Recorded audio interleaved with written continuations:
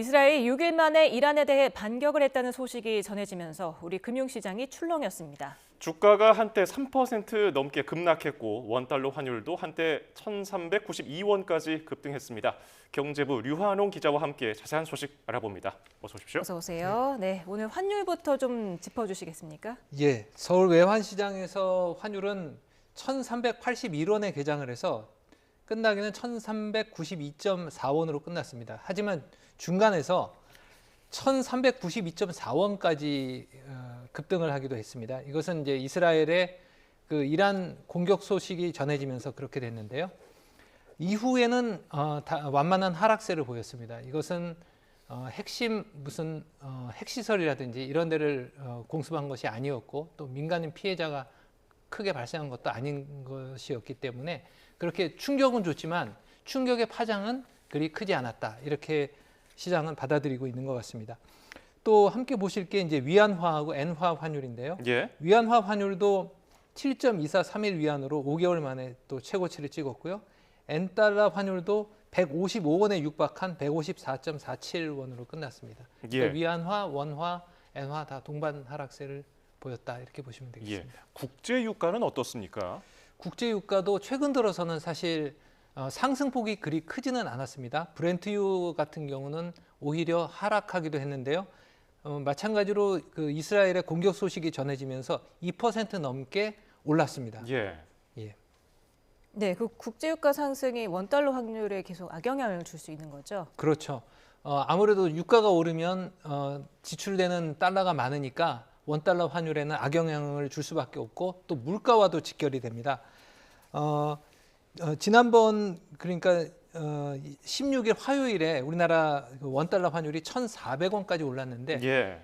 그 이후에는 또 완만한 하락세를 보였습니다. 그것도 국제 유가가 예상만큼 많이 오르지 않았기 때문에 환율에 그렇게 큰 영향을 주지는 않았던 것이죠. 지금 우리나라 이제 이렇게 유가가 오르게 되면은 환율도 환율이지만 물가에도 영향을 미치게 됩니다. 지금 예. 작년 같은 경우 우리 소비자 물가가 3.6% 올랐고요. 올해는 한국은행이 2.6%로 전망을 하고 있습니다. 그런데 이것은 원유가를 국제유가를 80달러 선을 전제로 한 거거든요. 그런데 이게 90달러, 100달러 이렇게 가버리면은 물가를 잡기가 너무 힘들어집니다. 예. 이창용 한국은행 총재도 유가가 평균 100달러 이상이 되면 물가가 상당폭으로 오를 것이라고 전망을 한 적도 있습니다. 예. 이게 다 연결돼 있다 보니까 증시도 한때 3% 넘게 떨어졌습니다. 어땠습니까? 그렇습니다. 예. 그 마찬가지로 이스라엘 그 공습 소식이 전해지면서 투자 심리가 굉장히 불안했죠. 예. 그래서 코스피, 코스닥 모두 3% 넘게 하락을 했다가 후반에는 좀 완만한 회복세를 보였습니다.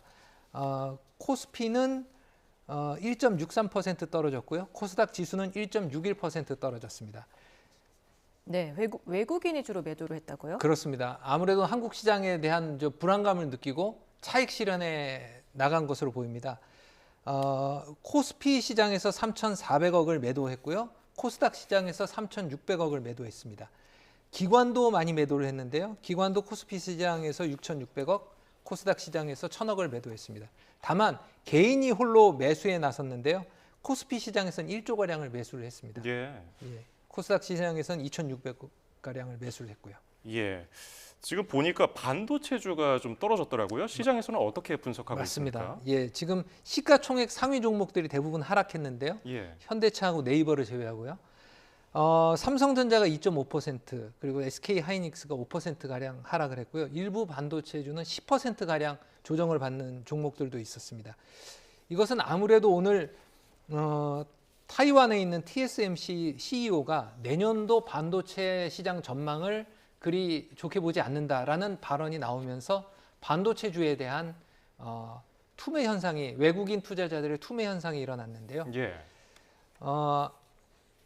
아무래도 이제 반도체주가 이렇게 이제 하락을 하다 보니까 전체적으로 우리 증시에도 좋지 않은 영향을 줬습니다. 네. 환율 얘기를 조금 해보겠습니다. 만약에 네. 계속해서 원달러 환율이 오른다면은 외환당국 어떻게 개입을 해야 될까요? 지금 현재는 이제 구두 개입을 하고 있는 단계거든요. 기재부와 한은이 이제 공동으로 외환시장 그 변동성을 좌시하지 않겠다. 그리고 한국과 일본의 재무장관이 워싱턴에서 만났고 또 한미일 재무장관이 또 공동 성명까지 발표를 했습니다. 예. 엔화와 원화의 급락세를 예의주시하고 있다. 심각한 우려를 하고 있다. 이런 이제 시장의 메시지를 계속 내고 있는데요. 이것은 이제 외환 투기 세력들이 달라붙어 가지고 공매도, 주식의 공매도처럼 원화를 계속 공매도를 하게 되면 원화 가치가 더 떨어질 수 있지 않겠습니까? 예. 그래서 이런 외환 투기 세력들을 겨냥해서 이런 이제 구두 개입을 하는 건데요.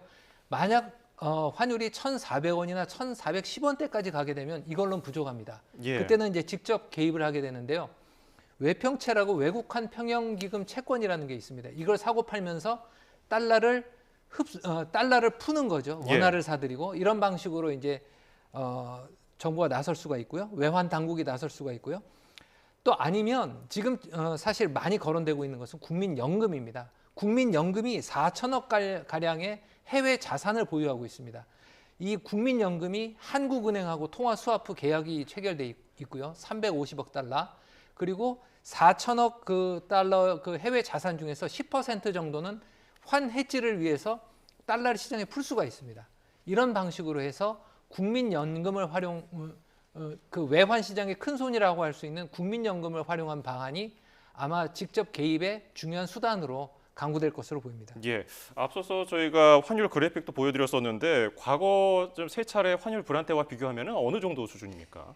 예, 그때하고 사실 비교하기는 좀 그런데요. 97년 외환 위기 때는 예. 1,950원까지 올랐었고요. 2008년 글로벌 금융 위기 때는 1,509원까지 올랐고 재작년이죠. 2022년 미국이 고강도 긴축을 하면서 금리를 올릴 때 그때는 1,442원까지 올랐습니다. 예. 지금 상황은 그 당시와 비교하기는 좀 그렇고요. 지금 이제 한국은행에서도 우리 경제의 기초 체력, 펀더멘털에 비해서는 좀 과도하게 원화값이 떨어지고 있다. 이렇게 보고 있습니다. 이에는 앞서 말씀드린 것처럼 위안화, 엔화 하락 영향을 크게 미친 것으로 이렇게 외환 당국은 그렇게 보고 있습니다. 예. 네, 이런 달러화 강세가 계속되면은 미국의 금리 인하 시기 더 늦어질 수밖에 없다고 봐야 될까요? 그렇죠. 간밤에 뉴욕 증시가 이제 혼조세를 보였는데요. 그 미국 연방준비제도 이사회가 올해 금리 인하를 하기 어려울 것이라는 관측이 나오면서 투자 심리를 불안하게 만들었습니다.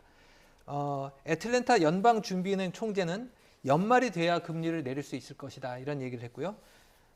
뉴욕 연방준비은행 총재는 필요하다면 금리 인상을 배제하지 않겠다 이런 말까지 나왔습니다. 이러면서 시장이 예상했던 금리 인하가 올해 안에 여의치 않겠다라는 전망이 일면서 투자 심리가 불안해졌습니다. 이에 따라서 미국이 금리 인하를 하지 못한다면 우리나라 역시 영향을 받지 않을 수가 없습니다. 지금 미국하고 우리 한국의 금리 차는 아시다시피 2%포인트 차가 납니다. 우리나라 금리가 더 낮습니다. 미국보다. 그렇기 때문에 미국이 금리를 내리지 않는 상황에서 우리 통화당국의 금리를 내리기가 부담스럽거든요.